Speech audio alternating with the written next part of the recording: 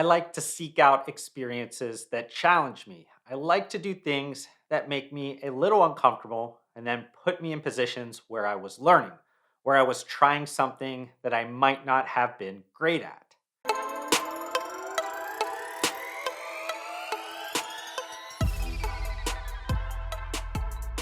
About a year ago, Campbell Soup Company CEO Mark Clouse made that statement during a keynote presentation to student leaders at one of the oldest colleges in the United States. And he's spot on, as putting yourself in positions where you're a little uncomfortable, but where you can learn and develop as you move forward is an essential part of what sets leaders apart.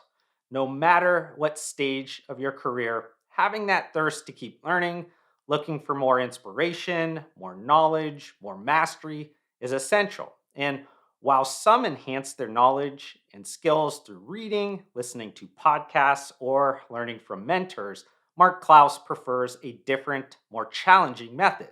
But before I share further details on that recent CPG industry news, I'd like to initially pivot this content in a more personal direction. When I first started Schall Consulting more than a dozen years ago, the vision was to provide strategic management consulting services within multiple business sectors. In fact, several of my initial clients were wildly different than businesses positioned within the emerging and intersecting CPG categories of functional foods, functional beverages, and nutritional supplements. I would even attend a wide variety of professional conferences and industry trade shows to deepen my professional network. And for those wondering, I'm talking about different galaxies away from the CPG industry type events that involved, as some examples, large industrial mining equipment, financial technology, and telecommunications. But likely the central reason why I initially sought out these varied experiences was because it helped productively solve my ADHD symptoms of hyperfocus, bursts of creativity, and passion for new projects.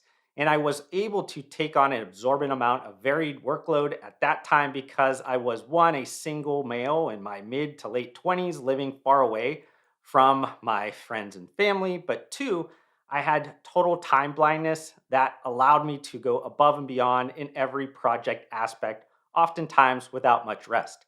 But even though I'm more than a decade wiser at managing my ADHD superpowers, I'd be lying if I didn't acknowledge my continued struggles with overcommitment even right now. And you're probably wondering, what the hell does this all have to do with recent news about the CEO of a multi-billion-dollar CPG company? Well, be patient because it requires a bit more personal story time. But one of my favorite early J. Shaw consulting outside of the CPG industry explorations revolved around sports business management.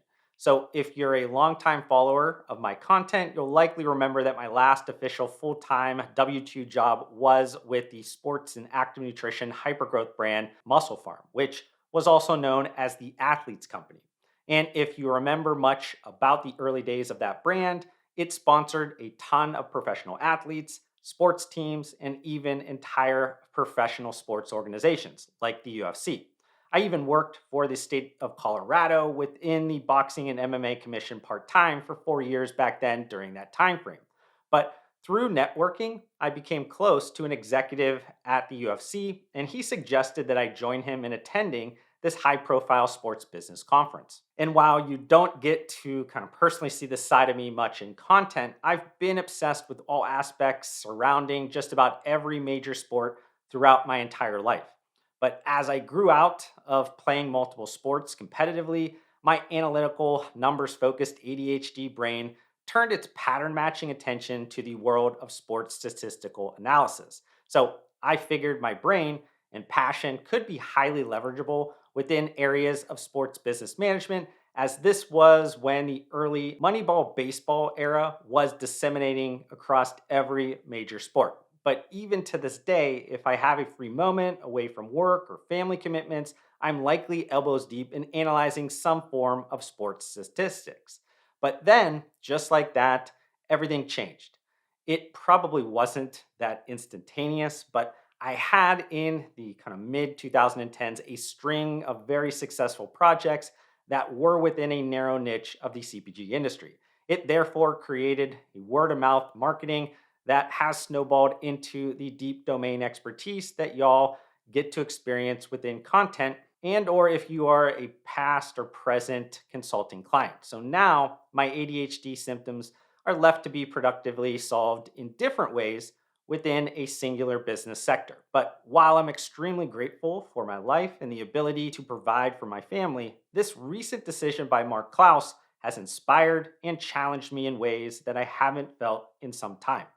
And if you're scratching your head still confused, a few days ago, Mark Clouse decided to leave the Campbell's company where he has served as president and CEO since 2019 to become team president of the Washington Commanders. So, in essence, one day Mark Clouse is overseeing a $13 billion CPG brand portfolio that includes iconic names like Campbell's Soup, Goldfish, Rouse, and Pepperidge Farm. And then the next, he will be leading all facets of my lifelong favorite NFL team's business operations. Because even if Mark Clouse had an extremely impressive, almost 3 decade journey climbing the ranks of a highly competitive, multi-trillion-dollar industry, major US pro sports organizations hiring a team president from the corporate world in general is a very rare occurrence. So, how does this even happen? Well, according to team president Josh Harris, he described Mark Clouse as a dynamic leader with a stellar track record of guiding organizations to excellence, building brands that connect deeply with consumers, and ultimately delivering best in class experiences and lasting memories. So it doesn't matter that Mark Clouse has no experience in professional sports. The team owner believes that being an accomplished business builder with a proven track record to strengthen both the organizations he leads and the communities he serves will translate successfully. But there is something, maybe a bit speculative, that I believe is worth mentioning here. Because while admiring or respecting professional accomplishments or personality traits can happen from a distance in today's connected world, it's even more noticeable up close and personal. In that same keynote referenced in my introduction, Mark Clouse shared a story from early in his CPG career at Kraft Foods where he made a commitment to his future self, stating that he would be all in, showing up ready to play regardless of what he was doing in life. And my assumption is that the leadership team at Harris Blitzer Sports and Entertainment, the owners of the Washington Commanders, amongst other professional sports franchises, saw Mark Clouse consistently show up in that all in manner when they were negotiating a unique marketing partnership with the Campbell's company that was announced about a month and a half before this professional leadership pivot. As Mark Clouse stated in his more personal LinkedIn announcement, the idea of working in the world of sports, and in particular the NFL, has been a lifelong goal. It is truly a once in a lifetime moment. But I just wanted to kind of end with some quick final thoughts. What do you call someone that always seems to be in the right place at the right time? Is this just serendipity, or is that person putting themselves in a position to take advantage of an opportunity? Since the old Roman Empire days, philosophers have been proclaiming that luck is what happens when preparation meets opportunity. Regardless of how you interpret all that, isn't it tremendously inspiring to see an example of this luck or hard work question play out right in front of us all in such a public manner? And maybe just to end here, it would be impactful if I bring this full circle to understanding why this news really inspired me personally to make this content, as I'm sure my loyal audience is noticing the difference compared to the typical dense CPG industry strategic content. And by the way, thank you for any of you that did stick around this long. I really appreciate you.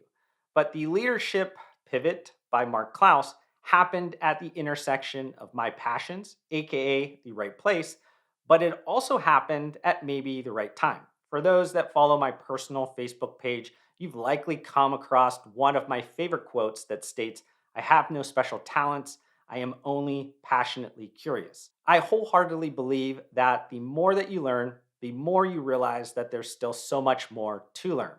And while I've continued to be passionately curious every day, I've unintentionally put limitations to my learning, With the world changing rapidly today, I believe your ability to learn new things and adapt to new circumstances is more important than ever. So, while I'm not saying that I'll be professionally pivoting to such a degree like Mark Clouse, that is kind of unless he needs a right hand man, his decision did inspire and challenge me to rediscover aspects of my lifelong learning quest that I know will provide me with an even greater fulfillment. And maybe this content will do the same for you. At least that's my hope. But I hope you enjoyed the first principles thinking that went into my latest YouTube video. If you did, can you do me a favor by hitting that like button? That quick and free action helps YouTube know my content is worth spreading to more people. Also, we're getting really close to reaching my next subscriber goal, and it would be great if you join me on this journey. But to do that, we need to fix the fact that slightly more than three-fourths of you that are watching this video right now are not subscribed to my YouTube channel, and that hurts my feelings. Regardless, I want to thank you for giving me some of your attention and time, and I'll see you on the next one.